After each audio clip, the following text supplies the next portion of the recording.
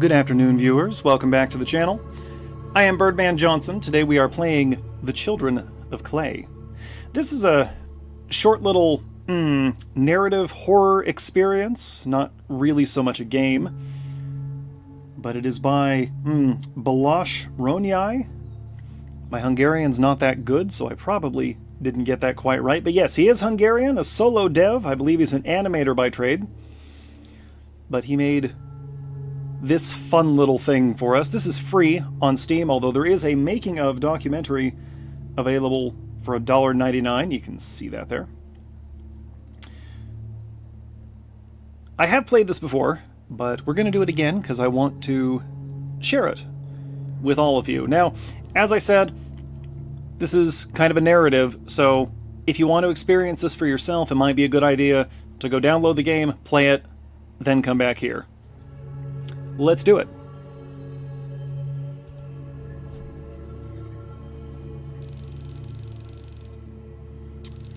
Time is 5:40 past 11. I have received another artifact from my old friend, Professor Ortve. He writes again about how he misses working with me out in the field and his remorse about the accident.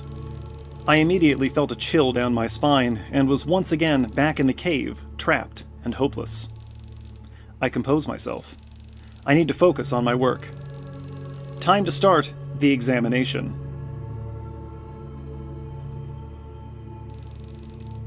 Artifact number 297, Site Kurgan Burial Mound 7B, Ural Mountains. It is made of clay.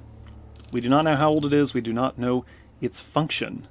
Not uncommon.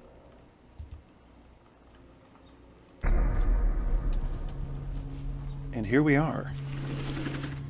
Now, I don't know why it's so dark in here. Ideally, for something like this, you'd actually want the room pretty well lit. We've got some kind of spotlight? I don't know. We got a few tools that we can interact with here. This feature resembles a human face. Well done. Just off the top of my head, you know, there are only so many things this could be. It's art, or it's some kind of ritual artifact, right? But we can't know for sure. We'll have to examine it. I am curious about this little protrusion on the top of its head. The face. The face. The face. Okay. We can turn it. Down here there's something. It looks like some sort of etching. I should use the magnifier to look closer. We'll do that. We'll do that in a moment. I want to finish examining it first. Here's something. Looks like a metal object embedded in the artifact. It doesn't seem like it is possible to extract it. Maybe I can find out what kind of metal it is. We'll come back to that. And on this side... Curious, this feature resembles a tail. Could be a tail. The tail. Could also just be a little protrusion to give it some balance. Keep it from falling over. Alright, we do have a few tools here. We have books. We can search for things in the books, but we don't have anything to search for yet. We can... That is a matchbook. We can't interact with the tablet directly. That's just a spot on the table. We got a compass. We can probably use that to check what kind of metal that thing's made out of. We also have this magnifying glass, which infuriatingly springs back up when you let go of it. Oh. Okay, I missed that last time. Why is there a fly inside it? Yeah, not a lot to work with here. The details are pretty mangled, which is not uncommon in these very old artifacts. I don't think it's been very well protected. Of course, it could be that it was badly carved in the first place. Alright, let's look at the inscription. Those are definitely runes. They seem to be some sort of runes, but I don't recognize the type. Maybe I can find something in my books.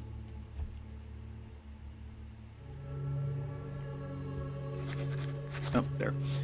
He's going to write this down automatically, but I am actually going to manually copy this down for reasons which will be made clear momentarily.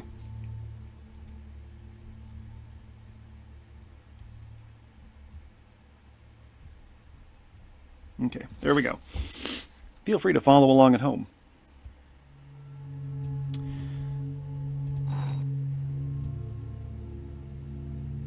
Let's examine this. We can't get any more information this way, but we can. Well, the compass is detecting a magnetic field, so most likely iron.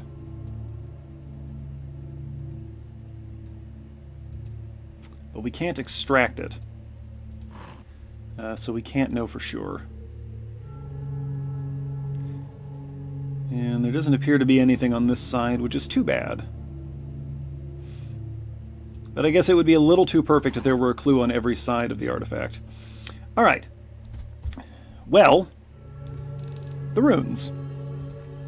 I suppose we can start by looking up runes. Now, as I recall, this thing is sensitive about capitalization. There we go.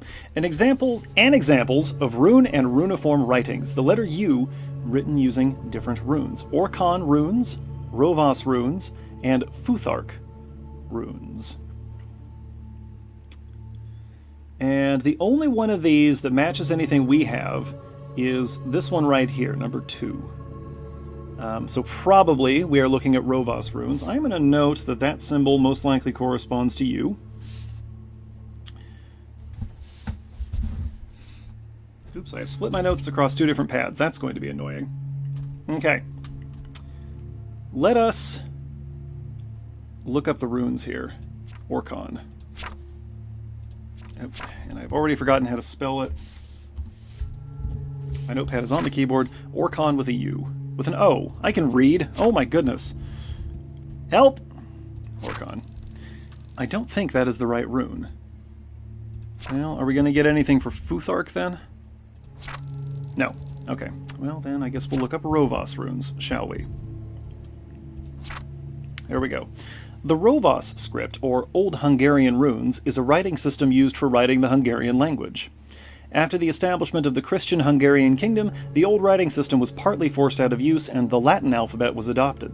However, among some professions, the script has remained in use. For example, shepherds use it to track the number of animals. Old Hungarian letters were usually written from right to left. That's important information. And this is just kind of generally important.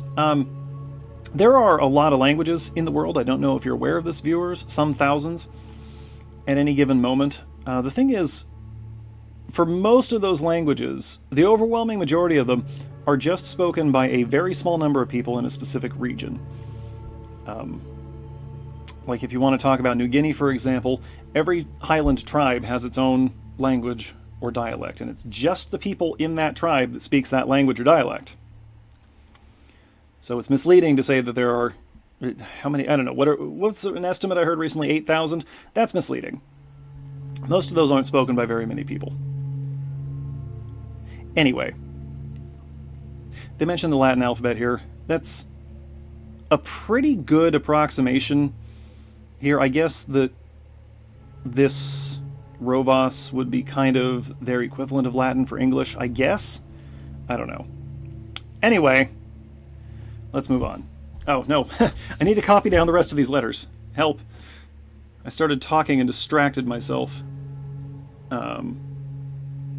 There it is. There's a G there. I'm going to translate from left to right because I'm an English speaker. That's a D. And the one that kind of looks like an H is an R. And then, so that gives us, reading it in English, GNU-DRU. And if we reverse that from right to left, that gives us Urdung. So, we'll come back to the book, and we'll search for Urdung. Urdung is a shape-shifting demonic creature from early Hungarian paganism. In pre-Christian beliefs, it ruled the lower world and helped God in creating the earth. After Christianization, it was identified with the devil. One of the oldest Urdung myths is recorded on the Ugra tablet found in the Ural Mountains. And over here we have an illustration of the devil from the Codex Gigas, 13th century. It's a very interesting illustration, notable because the Codex Gigas doesn't have a whole lot of illustrations, but for some reason there's this full-page color illustration of the devil. Not entirely sure what to do with that information, but there it is. All right. It's given us a couple of other terms to look at here. We have Ugra. We might as well try to look up the Ural Mountains as long as we're here. And you can see it's counting. There are 11 entries. I don't actually know what they all are. Ugra. Found in the Ural Mountains, the Ugra tablet depicts the legend of a star that fell to Earth, and out of the star the 7 children of Urdung crawled out. According to the legends, the children caused misfortune, sickness, and death to mankind, but a brave Tautosh, there's another term for us, used his cunning to lure and trap the creatures. Out of the 7 children, only 6 are depicted on the tablet. This could be because of damage, but one hypothesis states that this is evidence for the 7th children being the folk creature Mumush. Okay, Tautosh and Mumush. I'm just going to write those down real quick. Okay. Do these to anyone else? I mean, yes, there's an obvious resemblance to certain North American and South American petroglyphs, but did they look like viruses to anyone else? Like, especially this one and this one really look like viruses to me.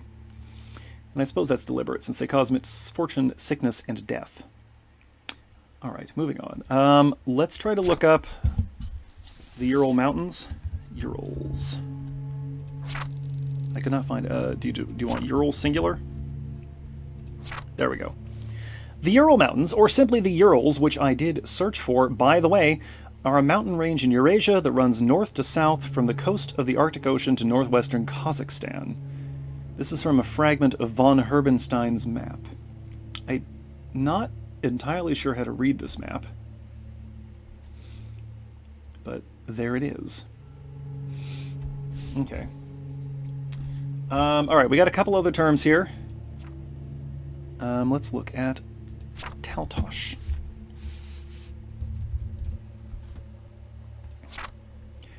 According to folk tradition, Tautosh is a person with supernatural power. A Tautosh was born with teeth, a 6th finger, or other additional bones. I'm assuming they mean with extra teeth or with their teeth already grown in. Like a baby that already has a full mouth of teeth. That would be kind of weird. The most important ability of a Tautosh is a meditation or spiritual trance. In this state, they could heal wounds and sickness or learn hidden truths by sending their soul among the stars, what we might call astral projection. I guess this is an unsettling image. Over here we might call this a medicine man or a wise woman, something like that. A shaman, generally. Okay. Mumush.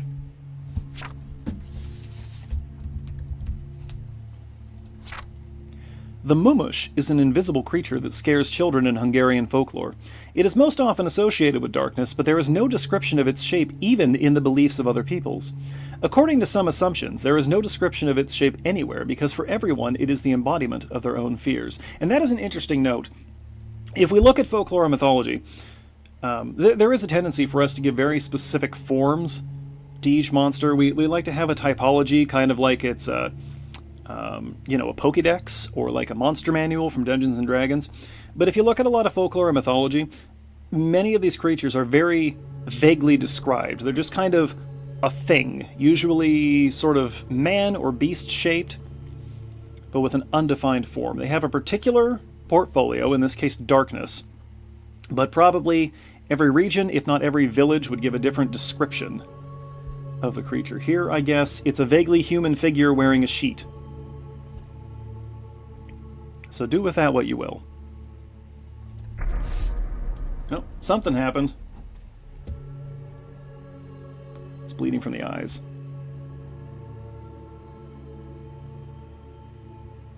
Do you have anything to add? Interesting. Some sort of dark liquid is flowing out of the holes. Now, we have 4 more terms to look up here. It looks like the dark liquid loosened the metal object.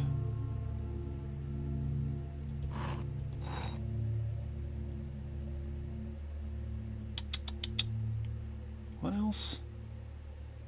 What else can we possibly search for? Oh, let's get a little meta here. Let's just, if my keyboard wants to work, let's look up the title. Children. How about clay? Do you like clay? Haha! Pottery is the process of forming objects with clay and other raw materials, which are fired at high temperatures to give them a hard and durable form. It is one of the oldest human inventions, originating before the Neolithic or New Stone Age period, with ceramic objects dating back to 29,000 to 25,000 BC. And here we have probably some kind of Venus. That's the general name for it. Okay, cool. Okay, if materials are on the table, and this thing's magnetic, can we search for iron? Hey, there we go. The earliest known ironwork is dated from 3500 BC and made from meteoric iron. Very nice. There are two main types of ironwork: wrought iron, or cold iron, and cast iron. Cold iron has a long and varied tradition in the mythology and folklore of the world. Now, let's see.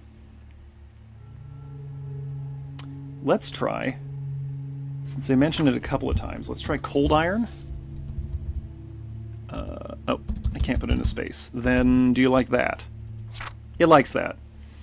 Cold iron is historically believed to repel, contain, or harm ghosts, fairies, witches, and other malevolent supernatural creatures. This belief continued into later superstitions in a number of forms. Yeah, I think everybody watching this is probably aware of the relationship between cold iron and ghosts. That's been very popular in entertainment media. Okay, we have one more term to look for. I cannot imagine what that would be. I don't know. Let's see if we can get any other clues if we move on here. Can we pop this out? We can. Oh. Don't like that. I can still drag down the magnifying glass. It seems to be a nail. Oh, can't use the book anymore. Our heart rate's really picking up here. Well, I suppose this would be a good time to light a match. I love that we actually have to strike the match. Can I light this? Cool. That is a candle. Oop.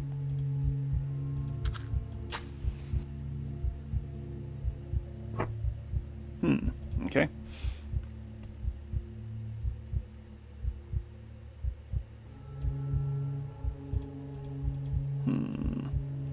It still reacts to the nail. I can use the book again.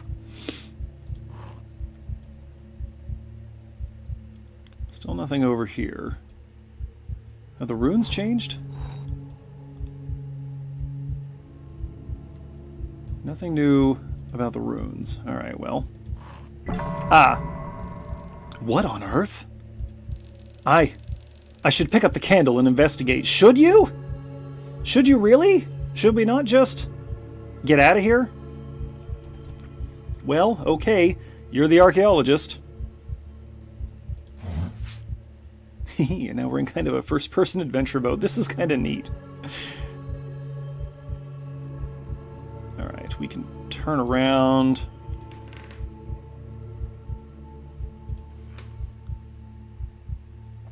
Nothing to interact with over here. I can't really tell what that's a map of. Probably Hungary, right? Absolutely cannot tell what that's a map of. But there's nothing over here. So, wait a minute! Is that a lamp? Oh, right, that's the spotlight that was over us. Why is this whole place not lit up like that? Oi. Guess we can go this way. Nothing to look at on the bookshelf, although this shelf is conspicuously empty. That is a blank wall. That is not helpful. This is where we came from. We can go over to the door. Can I leave? What's that face in the shadows? I need to figure out what's happening before I leave. Do you, though? Just get out, man. You need light to work. Can't interact with that. Is it a pot? Is it a rolled up carpet?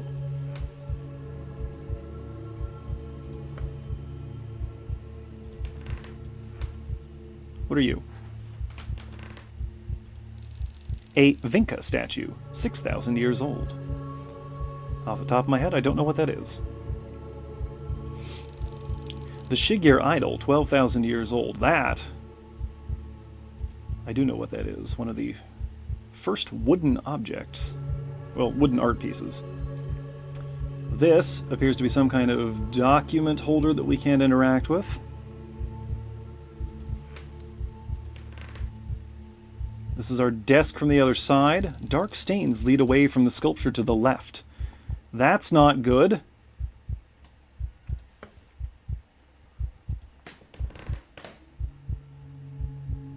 These are kind of creepy. A collection of Neolithic artifacts. A collection of Neolithic artifacts. A collection of Neolithic artifacts. Is there any reason to click on any of these?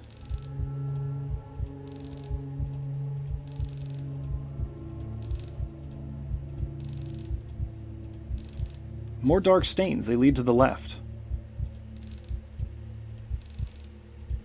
I would like to know more about these. More about these items.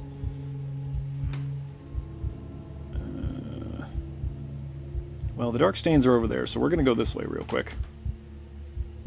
We can't look at that. Bronze plaque in the form of a human face. That doesn't tell me much. We can't look at the thing down there.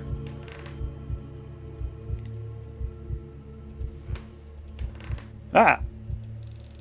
Lomovatov statue from the 10th century. Lomovatov. Sculpture of unknown origin found in Siberia.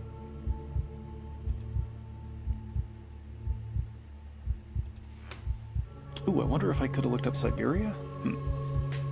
Ah!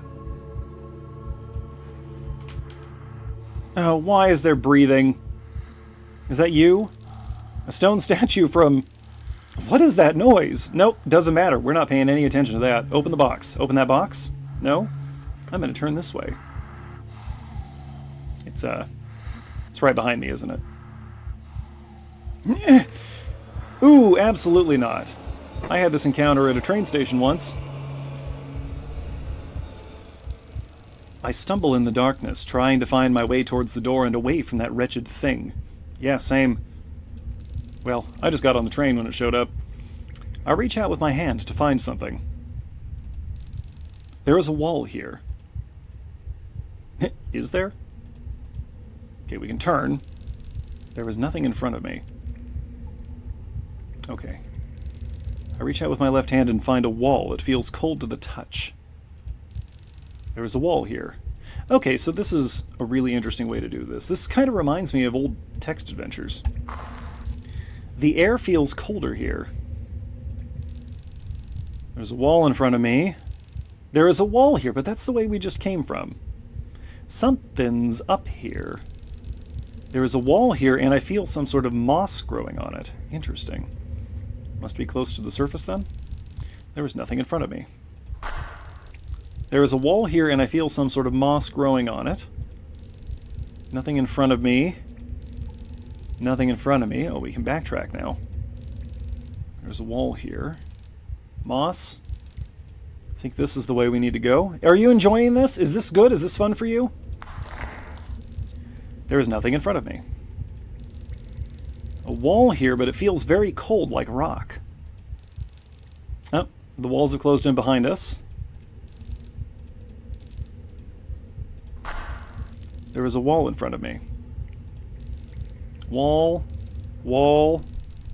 Is this not where I came from? No, it is. Something's messing with us. Oh, we're completely closed in. Am I losing my mind? Probably. I would be in this scenario. Wall. Wall. Wall. No. This can't be happening. Hey, hey, get your breathing under control, man. You're fine. You're not dying yet. I remember the matches I keep in my pocket. There is just a single one left. It takes a few seconds before I dare to light it.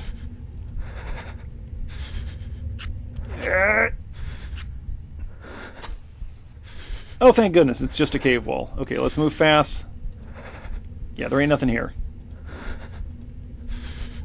We is stuck. And there goes the match.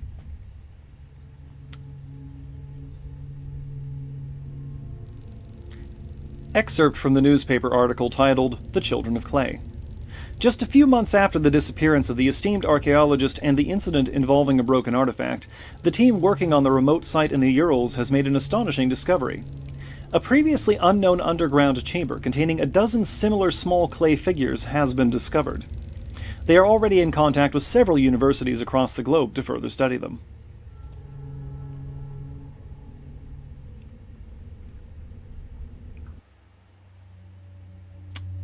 And that's it. We done. Alright, so that was kind of cool, right? Just a fun little archaeological jaunt. You know, ostensibly this is something I went to school for, so I enjoy interacting with it. You know, not entirely happy, but this was leaps and bounds better at portraying the process than video games usually are. I have to wonder if Balash is himself an archaeologist. Alright. By the way, I'm interested in more stuff like this, so if any of you watching this know of other little archaeological simulators with a decent level of realism, let me know. I'm interested in that. But that is going to do it for today. Short one today. Hope that's all right. Hey folks, thanks for watching. Thanks to those of you who are subscribed to the channel. Thanks to those of you who are not yet subscribed to the channel. And thanks, as always, to those of you watching this without ever intending to subscribe to the channel. Because, hey, you count too. Every view counts. We will be back here next week with some kind of horror content. We're going to do a few one-offs before we start our next big series. Dwarf Fortress on Mondays. Lots of other stuff on the channel. We just wrapped up Dredge. Maybe go watch that if you haven't. Also, by the way, drop me a line if there's anything you want to see on this channel or anything you want me to see on your channel. I'm very open to suggestion, and I am very interested in your content, viewers. I'm going to go find something actually productive to do, and I will see you folks next time. Until then, Birdman out.